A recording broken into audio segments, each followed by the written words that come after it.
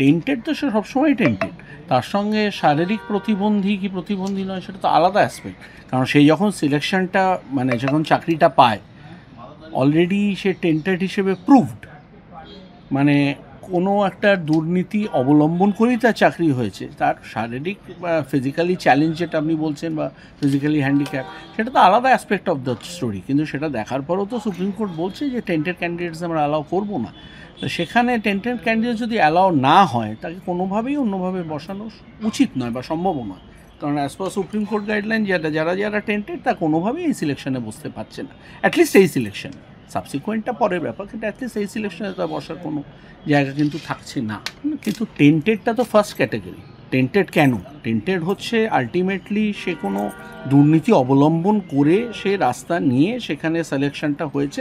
Selection আদৌ হয়নি, তার অ্যাপয়েন্টমেন্টটা হয়েছে। সিলেকশন হয়নি বলেই তো এত সমস্যা হচ্ছে।